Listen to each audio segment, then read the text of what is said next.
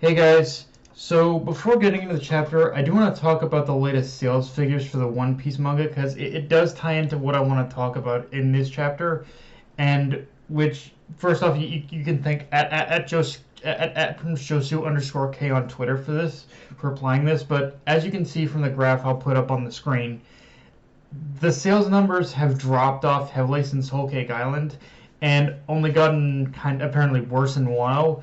Now, there's two ways you can view this. Either One Piece is dropping off in popularity, which I really have a hard time believing, or the one I personally believe in, which is because of Oda's chapter release schedule, the volume releases have been equally as erratic, so there haven't been as many new volumes to sell. And I'm more inclined to believe that because at the end of the day, One Piece and by extension Oda are still Shonen Jump's golden boy, no matter what happens.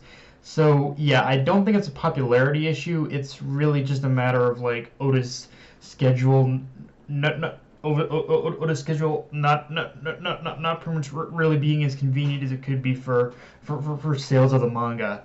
The only thing I do worry about with this graph, though, is that in some ways I do think that the ending of the fight with Kaido might be a little more abrupt than we think because again, while I don't believe the series is dropping off in popularity, neither am I blind to the fact that I have noticed that there has been an arc fatigue with Wano, and while I can't say it's as bad as something like Dressrosa in that regard, there are aspects that definitely show it that definitely show a little bit of an arc fatigue in a lot of in a lot of the in a lot of viewership. I think even I've expressed this to certain degrees. So I think honestly, one thing we should be prepared for, and I guess what I'm saying is when it comes to how Wano ends, we should be prepared for anything. And with anything, and I guess is what I'm saying. Like, it's not a guarantee that Wano's ending is going to be abrupt, but it's still possible it could be just based off these sales figures. Um, with that said, one of the bigger reveals we get in this chapter is that Onigashima is starting to collapse from Kaido losing strength, and I like how we get a bit of a double ultimatum on this one, because while yes, it does show while Onigashima like crumbling to the ground, falling, all that shit, is falling apart, shows that Kaido is going to finally be defeated. His defeat in itself will still in some way prove to be a victory regardless if Momonosuke can't stop the island from crashing into Wano.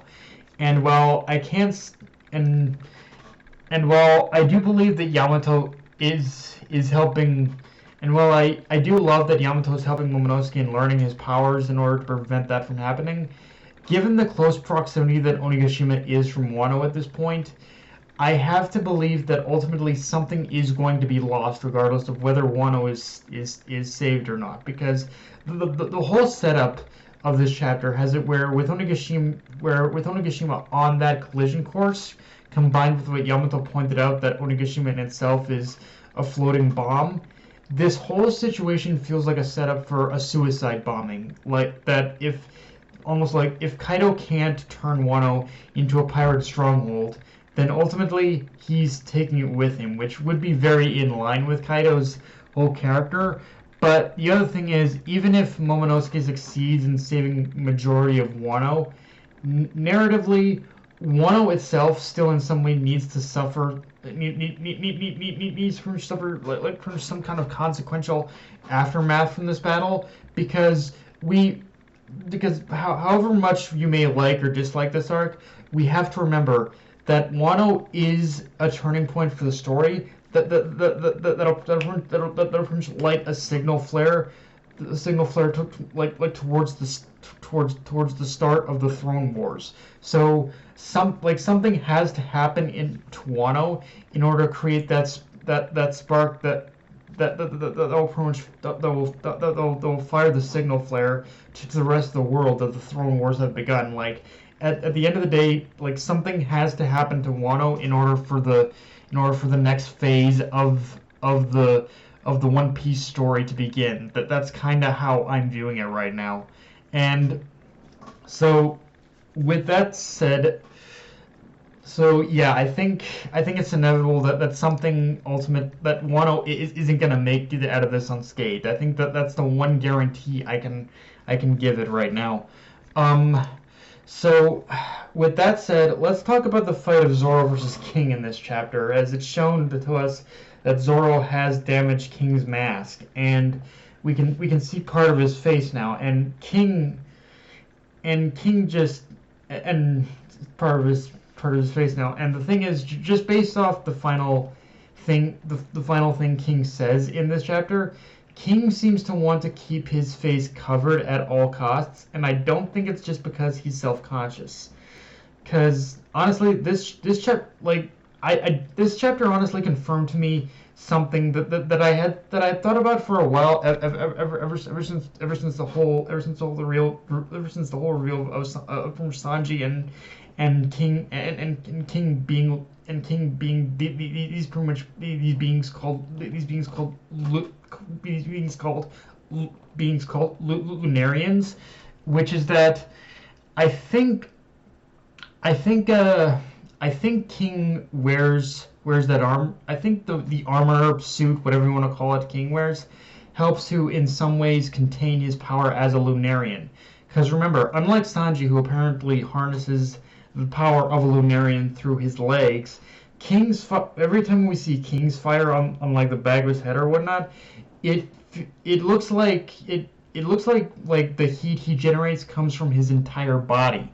And just the fact that King got so aggravated just from a small part of his armor getting destroyed shows he's either very prideful or he's in some ways afraid of his own power, and that King can't control it. Like he wears that suit of armor because his power is just too uncontrollable.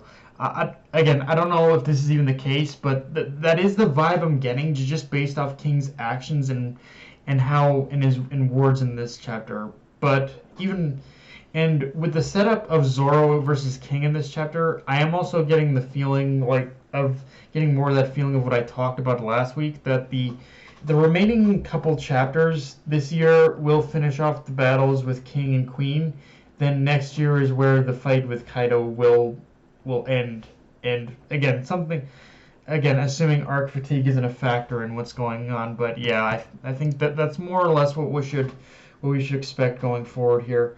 Um, and yeah, obviously, let's talk briefly about Yamato's little comment about Luffy and the comparison to Roger versus Whitebeard. And looking back, this fight in a lot of ways with Kaido, there are definitely parallels you can draw. You can draw between like Roger's many fights with Whitebeard and Luffy's fights with Kaido.